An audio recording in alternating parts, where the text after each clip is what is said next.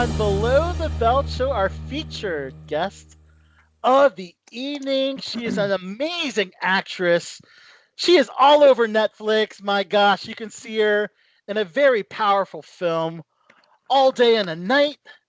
And you can see her in another very different film called Uncorked, also on Netflix. Hey, what a surprise. We welcome actress Kelly Jenrette. Kelly, it is so great to have you on Below the Belt Show. Thank you so much for having me. I appreciate it. Absolutely. Wow. So we had to watch your films Mhm.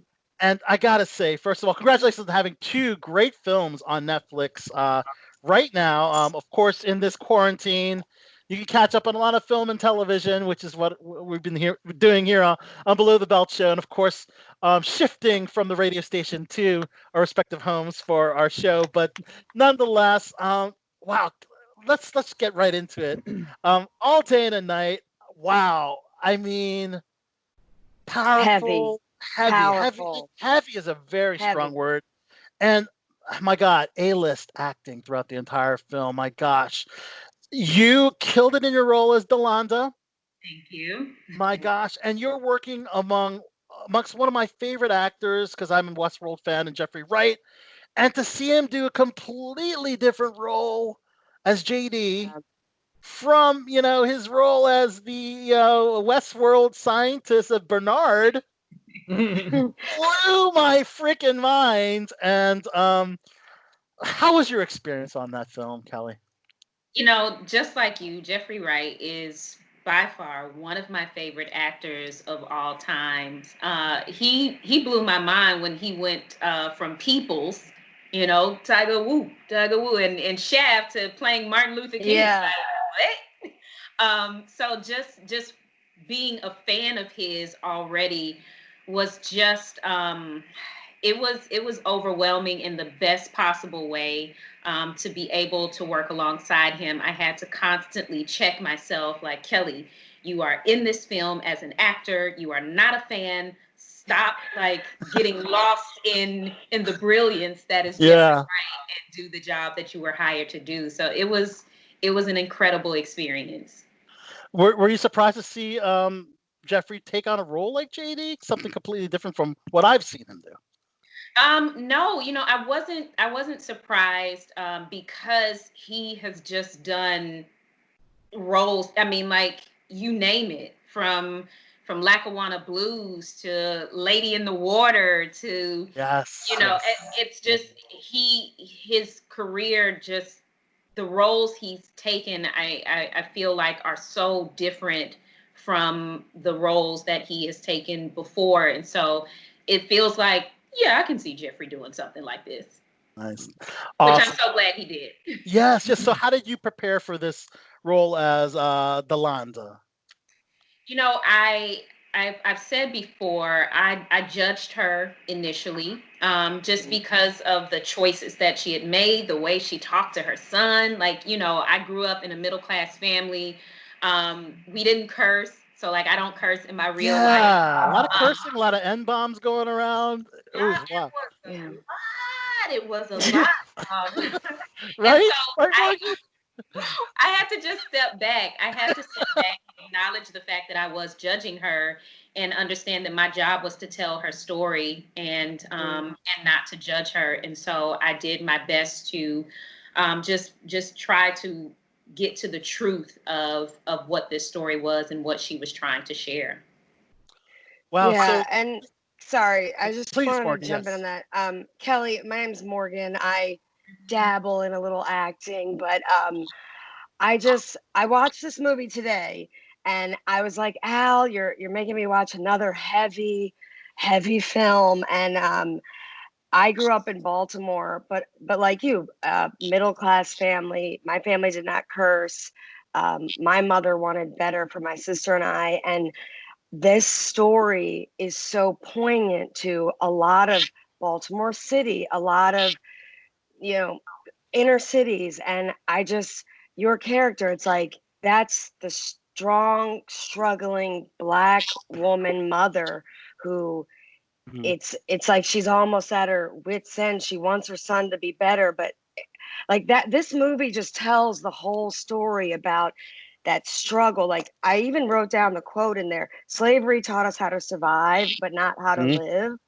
And I Yeah. just was like, I get that. Like I think a lot of Black people feel that, and I think this story, it's important for people to see. I mean, so thank you for that. Yeah. Thank you. Do you feel that's the case in this current times with all the social and racial injustices going on in the world for audiences to watch a film like this? Yeah, I feel like it is a reality for so many people. And Martin Luther King talked about how, we're always told like pull yourself up by the bootstraps. Mm-hmm. And it's like, well, what happens when I don't have any boots? Right. Then Yeah. what? And so, the way we shot the film was kind of from going from the end to the beginning. And there was a scene, it was like one of the last scenes of the play where Jeffrey Wright is holding our newborn baby, and he's saying that you're going to rise above all Right. of this. Like, this is not, you are not going to have the Oh, life that we had. And, Mm-hmm. I don't feel like any parent hopes for their child to be in a gang or to Mm-hmm.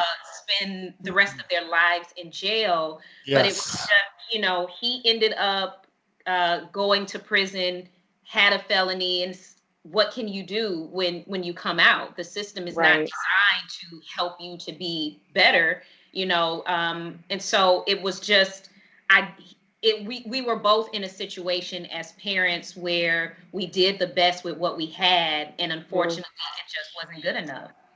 Well, the other Yeah. parent, maybe not so much, right?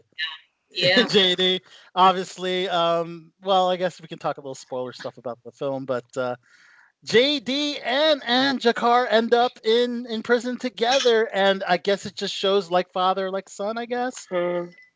And what is I mean, this? it was a nice moment at the end with the plant, Yeah.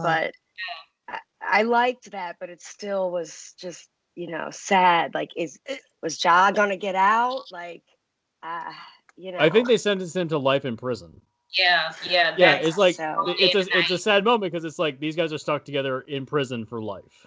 And it took that to get them to finally have that bond. Yeah.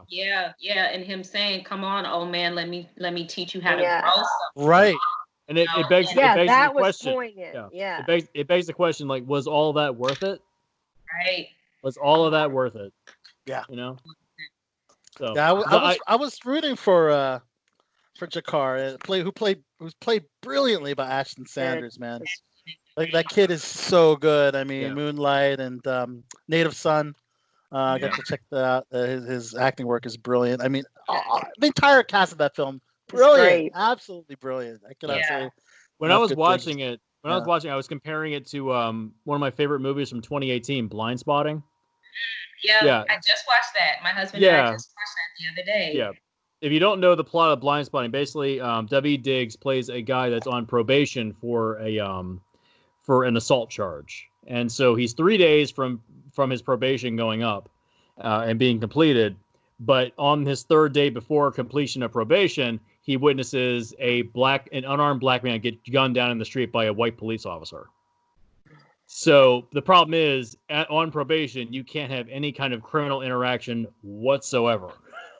So he can't go to the cops and say, "Hey, I just watched this guy get shot in the street," because that would violate his probation. Right. Like reporting a crime technically violates probation. Right. So he has to just suck it up and take it. And it's Yeah. like it's indicative of the problems we have currently, which is that basically just to be black in America is a horrible thing. In this current time, it's been a problem all the way back Civil War and beyond that. So it's like the Civil War was not that long ago, if you really think about it. Right.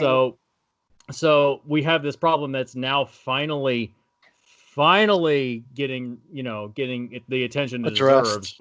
Mhm. with Confederate monuments being torn down, and I say good, tear them down. Like the Berlin Wall came down. Nazi swastikas came down. Why shouldn't right. those come down? Confederate flags. Yeah. Like, and besides, Oh, why yeah. would the people in the South want a participation award? Honestly, really? You lost. Why would you celebrate that? I thought you were not okay with participation awards. Really? Why are you going to be sore losers about that? But yeah, so I compared this to Blind Spotting, and that it's the same situation. Is that it's a cycle? It's an endless cycle that people get stuck in. People of the lower class, people of non-white ethnicity, typically get caught up in this cycle, and it continues to go on and on and on forever. They're influenced by their environment. Yeah, the nature versus nurture concept. That was shot not too long before we shot All Day and a Night, I believe. Both were shot in Oakland. Yep. Okay. And that was what I wanted to compare, is that it's also an Oakland film. Yeah, it shows the gentrification of Oakland, the racial divide between the white and black community in Oakland. It's much more explicit in Blind Spotting, in that they have the opening, and that it's like the two parallels with the split screen. That in the current film that you were in, it's a little more of a personal endeavor. Yeah. But in Blind Spotting, it's more like, this is what's happening with each community. So it's much more broad. So yeah, absolutely. So, I'm going to pour more wine right now. It's my birthday. I'm pouring more wine. People say that I drink a lot. I don't know why they think that. So I gotta ask: are you, as an Emmy-nominated actress, which we'll get into a little bit on the Handmaid's Tale, do you still have to audition, Kelly, or are you? I do. There's this misconception that you get the Emmy nomination and the world just opens up. Right. While I do feel like I have benefited in a great way, I do still have to audition. There are roles that I am offered. I was offered the role on Mixed Dish that I shot earlier this year. But I'm still out here auditioning, hustling, grinding. Still. I love it. You mentioned Mixed Dish. What can we expect for that character? Hopefully they will bring us back. Flex plays my husband on the show, and we are the new black neighbors that are moving into the neighborhood. I like that. Yeah. So hopefully they will bring us back, since she doesn't have any black friends. Morgan, they named that show after you, right, Morgan? Yes, I guess. I mean, Rainbow is a little bit older than I was in the 80s, but I like that show because they make a lot of points about being biracial and black. I remember that episode now that you were in. So yeah, that is a good one because mother's trying to make sure she has black friends, and she's just being too much. So my character's like, so you just trying to be my friend because I'm black, right? Right. And part of her's like, because I don't have any black friends. Like, can we be friends? Right. Yeah. Awesome.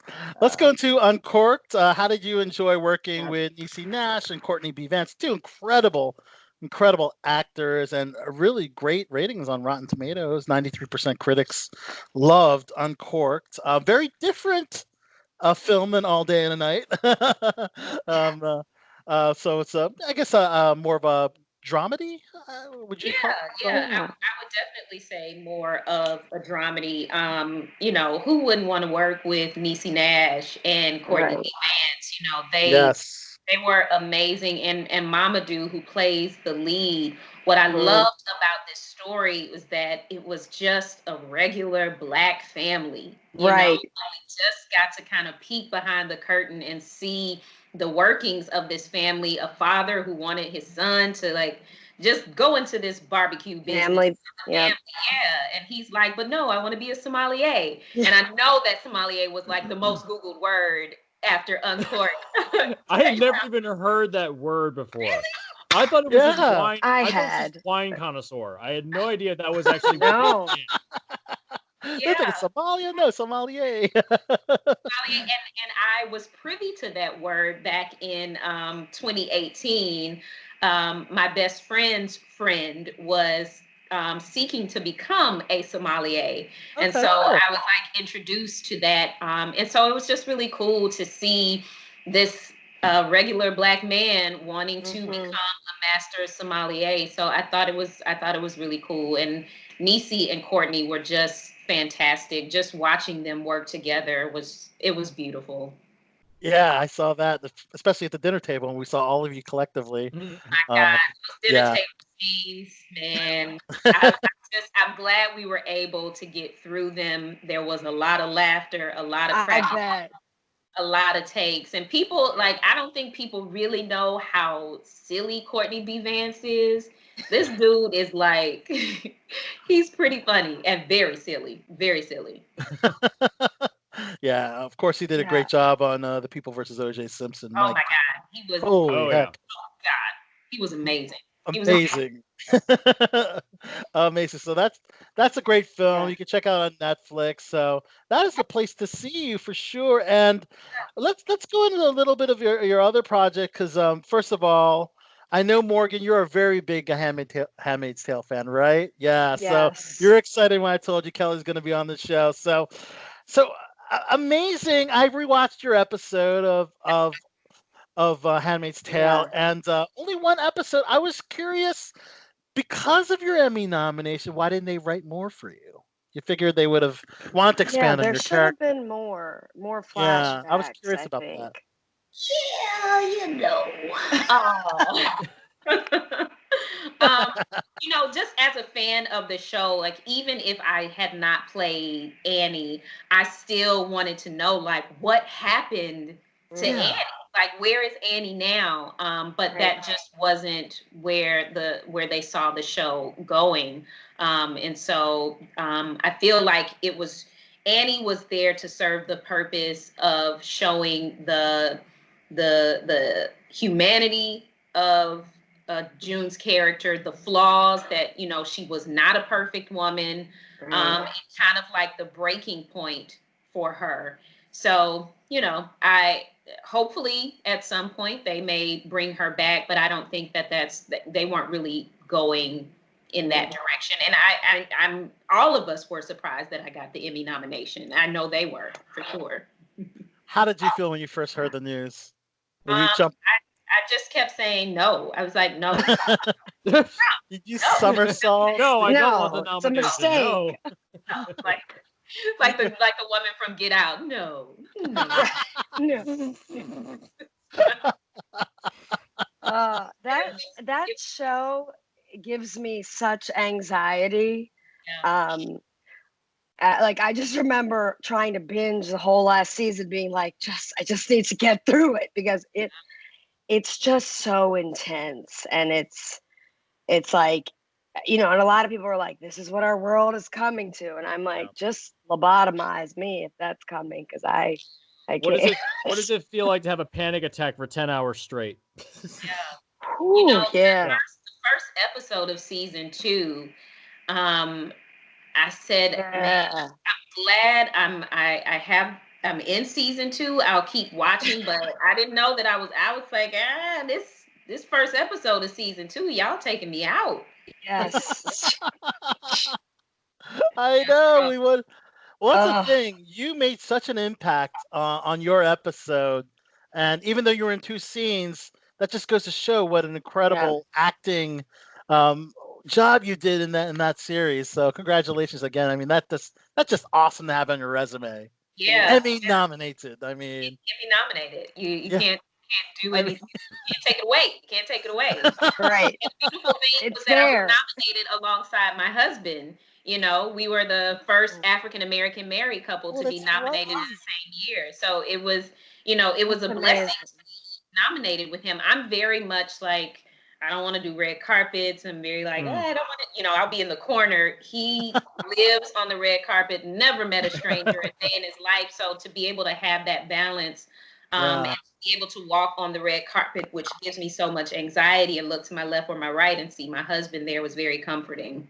Mhm. Well, you gotta admit, with the pandemic now, personally, I'm missing the red carpets. Yeah. I miss red carpet events. I've had my fair share. Al Do is you the only miss? one of us that actually gets to go to those things. So So Hey, you're one lucky. You're day, lucky, you one bastard. day. You gotta spread it around now. You gotta spread it around. One day. Do you miss all the big events? She's like, Oh, okay. No, I mean, I do. What do I you miss the most? just being a so I enjoy shooting pool. You know, I miss not being able to just go out the and shoot normal. pool. Yeah. Yeah, just the normal. I mean, Just go to I your local bar and just shooting pool, huh? just shooting pool. Yeah. Just shooting pool. Just being able to do what you want to do. Yeah. Right. Do it That's without yeah. the fear of somebody coughing and you like, can you, you know, I anytime my nose runs, I'm always like, I don't have COVID. It's just Right. allergy. Right, Okay. right. So much. I mean, and don't get me wrong, like I part of me is like, oh man, it would be cool to go to these events to get dressed up and get the makeup. But it's not the first thing I miss. Of course, production has been on hold. I know on the 12th of June they started in Los Angeles. Have you gotten the green light on any productions coming up your way? I have not. I am still just kind of waiting to see what that looks like. You know, I feel like you can write out all the things that you want to write out and you can say, this is what it's going to look like. And we're going to do this and we'll have this implemented and this in place. I feel like it's a different thing when you actually get there. Like, what does this look like in real life? Yeah. Mm-hmm. I even said like the restrictions that they have for like actual production that they put out recently is like every shoot's gonna take like an enormous amount of time. Yeah. Like there's just no way working around it. Like there's like hand sanitizer for absolutely everyone. You have to bring your own gloves, your own mask, and it's like it's an egregious amount of rules, and it's just like just wait. It's better to just wait, honestly, and just try to produce more content in contained spaces. Yeah, You know, they talked about coming hair and makeup ready, which I can do my makeup for something like this, but they shoot in great. HD, and it's like, no, I'm not going. You want that trailer, yeah, with all the hair and makeup experts. Yeah, I know. I got you. I know what you're saying. What about catering? That's gonna change, you know. Oh God, Crafty. They're gonna eliminate the buffets. Everything is box lunches now. Everything is a box lunch. Oh my God, bro. Everything is box lunches and sandwiches. There is no more buffet. God. That is all gone. Or bring your own. Gone. Yeah. So the That's the scope rule. of stuff will change. Intimate scenes will be limited, I guess. How the hell do you shoot those? Yeah. Unless you work with your spouse or your significant other. Yeah. Or like I'll be like, so my husband will be the body double, just Right. shoot the back, shoot the back of his head. Yeah, that's real tricky. You know, how do you do that? How do you shoot intimate scenes? How do you shoot party scenes or lots of backgrounds? Yeah. That's when you get the robots, like we were talking about earlier. Oh yeah. Yeah, we were talking AI. how an AI robot is going to be we were talking about this. We were talking about this a couple of weeks ago. We were talking about like Warner Brothers was pushing forward an AI program that would create their films for them. Remember that? They were gonna an AI program was going to be used to write scripts. Oh my God! Films for Warner Brothers. And I was like, they're just going to produce like animated films using those scripts. Like I have a feeling that animated films are going to be the new way to go because actors can be separated and they don't have to be in the same room together. It's true. Yeah. It's a scary world. I mean, I always think like The Handmaid's Tale could be a possible future. I mean, it's dystopian, but there's realistic aspects to it. I mean, there could be an environmental event that causes women to be infertile, certain women to be infertile, and all this stuff. I mean, that's just a certain, a crazy reality that could happen. I mean, if that happens, I hope the rapture happens and I'm taken away. So, well, it's 2020. Anything's possible. So speaking, I'm like, listen, just come on back, Jesus. Yes, take me, Jesus. What have we had so far? We've had earthquakes, we've had murder hornets, we've had COVID. What else have we had? We lost Kobe Bryant. We have Australian We lost Kobe. fires. Yeah. So, I can pivot this to acts of terrorism and your show Manhunt, focused on Richard Jewell in the Atlanta bombings of the Olympic Games, and you play FBI agent Stacy Knox. That's Yeah. amazing. You're in the that you're a regular for that series, and I think it's cool. It kind of came out concurrently with the Richard Jewell film. It did. Richard Jewell, the film came out first, and then Yeah. Okay. How do you feel about that, and what comparisons can you say about between the series and the Richard Jewell film? I thought it was great. I thought, listen, Clint Eastwood, Richard Jewell comes out. There's a buzz that is created for us. They have 2 hours, 2.5 hours to tell a story. We told it across 10 episodes. 10 hours. Yeah, we were able to really kind of dig deeper into some of these characters, into the story. And so I was grateful that we had that amount of time to tell it. I felt like both casts were spectacular. I am so partial to Cameron as Richard Jewell. He is so phenomenal. And there was a scene, an interrogation scene that we shot with him, and I was fighting back tears. Kelly was fighting back tears because he was so moving, and it just gave me chills, and I was so grateful to be able to be a part of it. Yeah, I checked out the first season, and then the second season I have yet to watch, but I saw the trailer, and I was like, my gosh, this is just, I mean, like the comparisons to Richard, I mean, it's the same story, but it's a different perspective, I guess. Yeah. We with the Kathy Scruggs character, we were able to get more into her story. They didn't really have time to dig deep into that. Yes. The relationship between Richard and his mother, we got to expound on more in the series than they were able to in the film. So we had the luxury of time. Would you say the Kathy Scruggs character was less controversial in the series than it was in the film?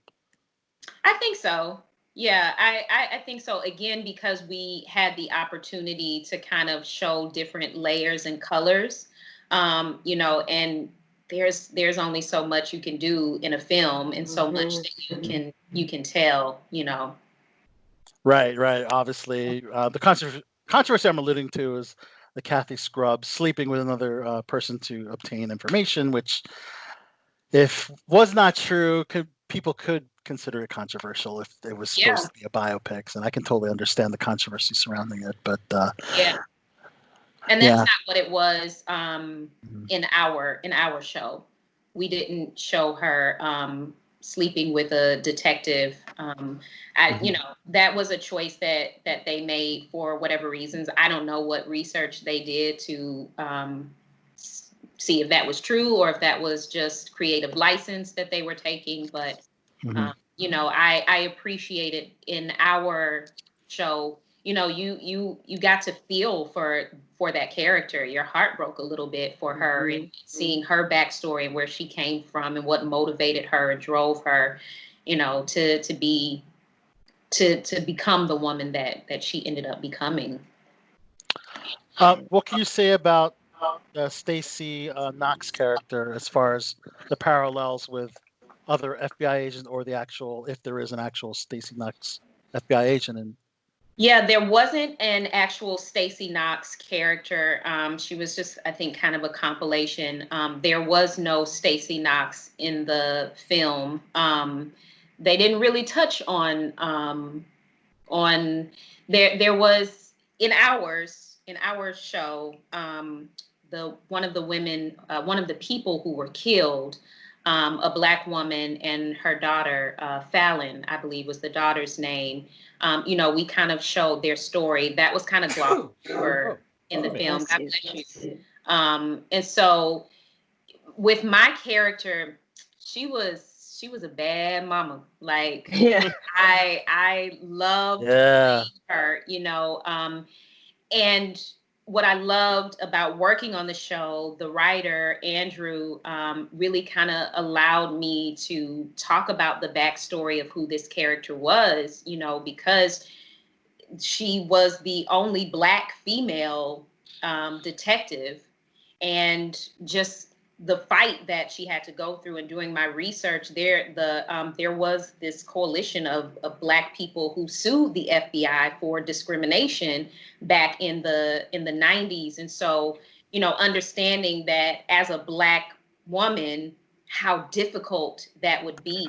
And, Right. pulling from my father, my dad, who is a retired police officer, and thinking about everything that's going on now, Yep. and how uncool it is to be Black and be in law enforcement. But that's not always what it is. My character, in the show, she says to her partner, who is white, that growing up, all of the officers looked like you and all of the victims looked like me.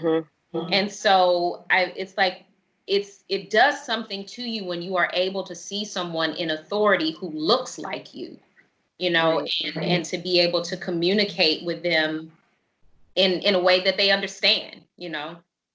Wow.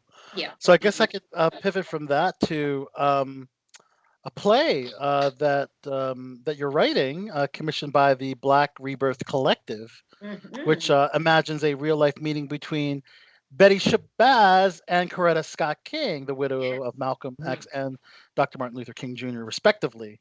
Let's talk about this play. Very cool. That actually sounds Yeah, fascinating. I'm that's actually a very. cool concept. That's Yeah, great. definitely. It came from The Meeting, which was written by Jeff Stetson, and The Meeting is an imagined meeting between Martin Luther King and Malcolm X. And saw the play. It was phenomenal. And I went up to Jeff afterwards and said, man, I would love to see a meeting between Betty and Coretta.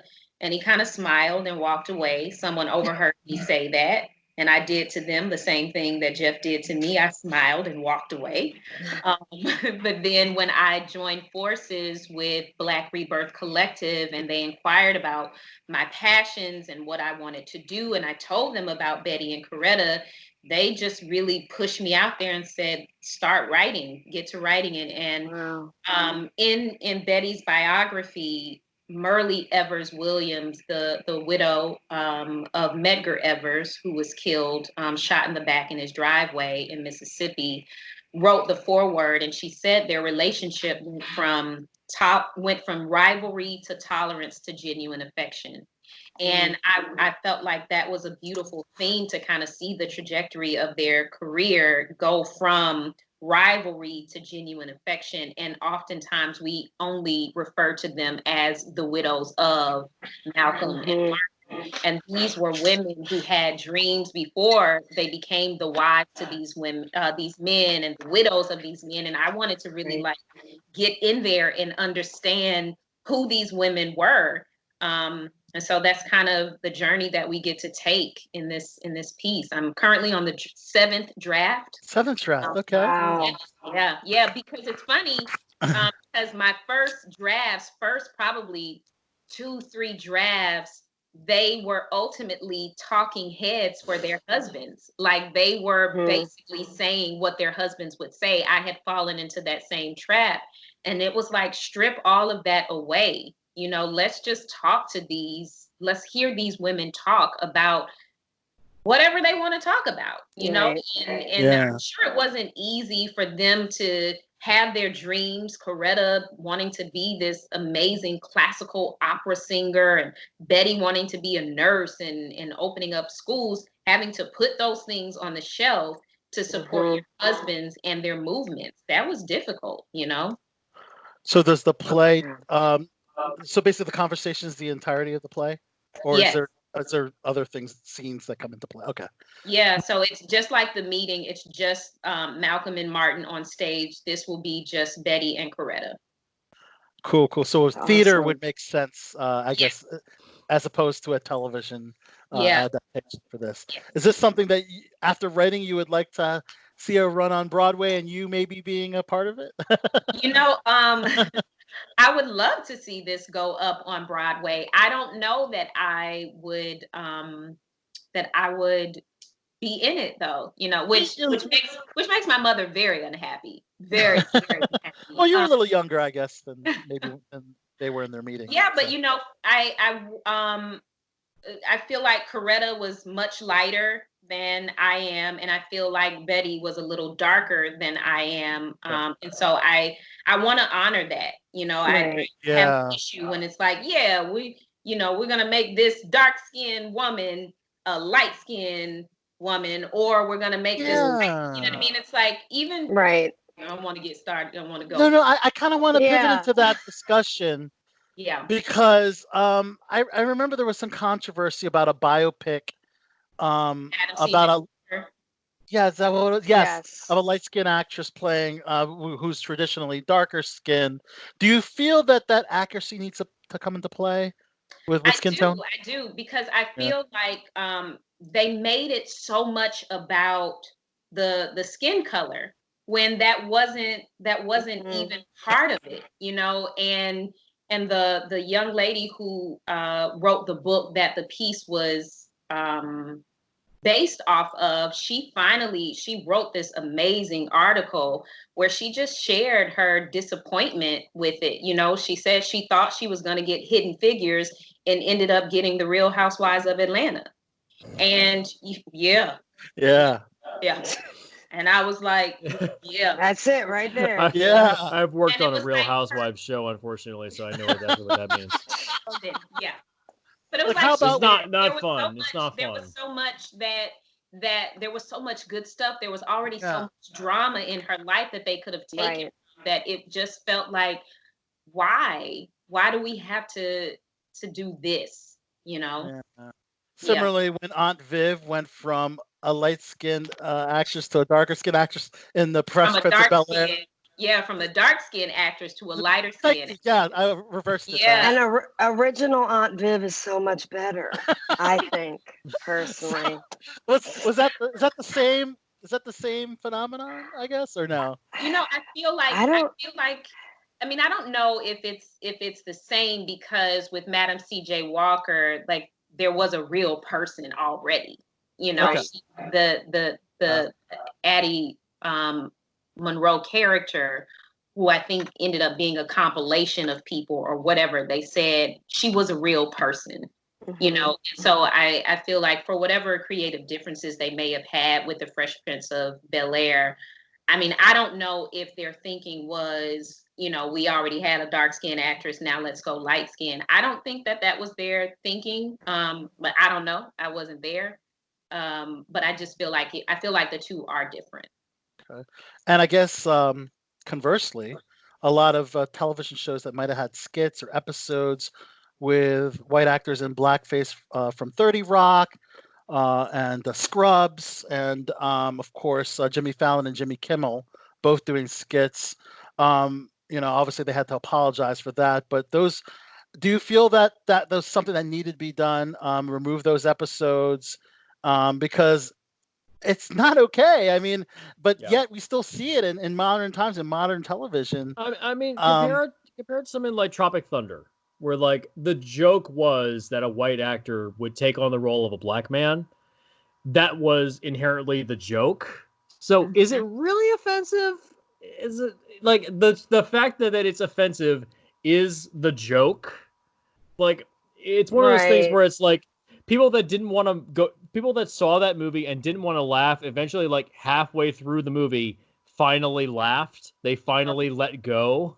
They it's a genuinely good movie. I would not say it's like a masterpiece of cinema or something like that, but it's a fun movie. Yeah. Like, Robert Downey Jr. playing a black man. It did bring up one of my favorite memes, which is, who would you cast as Iron Man if Iron Man was black? And then still the quote was Robert Downey Jr. But I think. Do you have any thoughts on it? There's certain examples where it's like, it's okay to let it go, but in something like 30 Rock and Scrubs, yeah, it's okay. Let's get rid of those. Yeah, that was a mistake. Yeah. I don't know. I think all of it depends on context. Yeah. Do you think it's context, Kelly? Or do you think it's well, I know Morgan is trying to say something. So I just feel like, I think the problem with it is that so many people are not educated about how offensive blackface is and what it, like, how it started. I mean, I remember first learning about it in I mean, I'm sure my mother told me about it, but I remember taking an African American literature class, and my mind was blown that this was something that white actors did as a form of entertainment. So not only could Black people who are talented in our own right, we couldn't get up on stage and tap dance and dance. It had to be someone that was white that was putting on blackface and then putting on the stereotype of the mammy or uh, the coon, what have you, and that was laughed at and it was funny.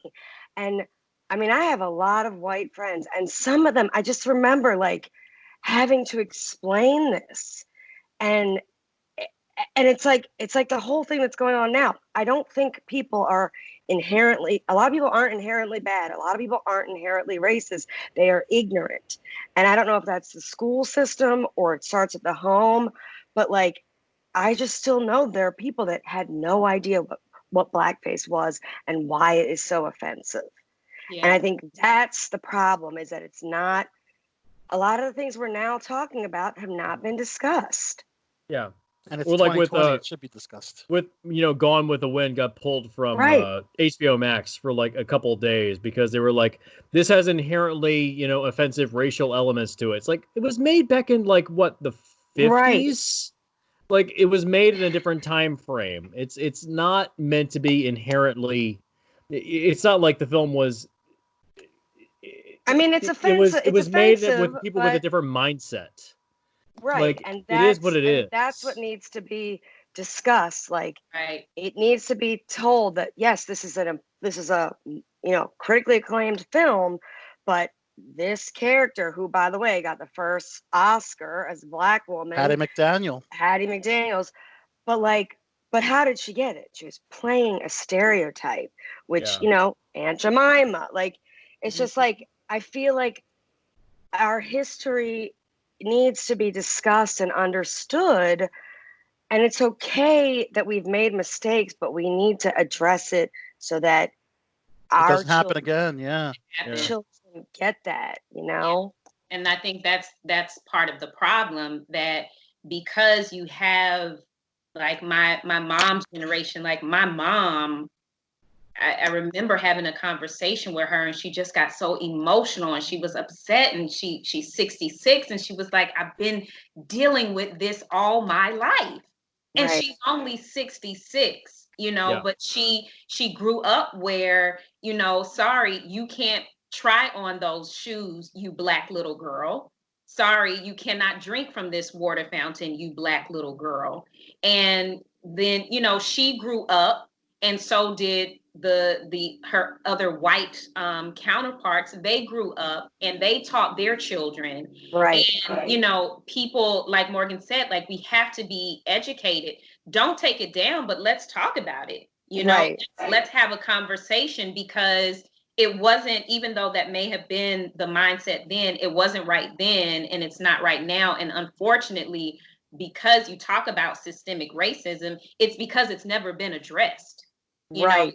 It's that thing of like, oh, turn the other cheek, or you should Yes. be grateful. You should be grateful that you got to be a part of this. Aren't you grateful? And I feel like we've done that. Like, I mean, I remember, not, it was just, there's so many things that have now been brought up that I wasn't even really consciously aware of. Hmm. And I think you just said it. Like, those are the things we need to talk about and It's hopefully about get somewhere. we have to educate people, I think. I Yeah. think that's Yeah. the Yeah. bottom And line. people, and allow people, we talked about this in my church on Sunday, this cancel culture. We're so Right. quick to like cancel people, but and ultimately what cancel culture is you made a mistake, I'm not going to forgive you. Period. Right. Yeah. I have white friends who are like, I'm like, what do I do? And it's Right. unfair of me to be like, no, you white, figure it out yourself. Right. Bye. If you're willing to learn, like, let's have a conversation, because I don't have I all the answers. 100% Like, agree. if you're willing to walk beside me and we figure this thing out, come on. I'm down with it, but we're so quick.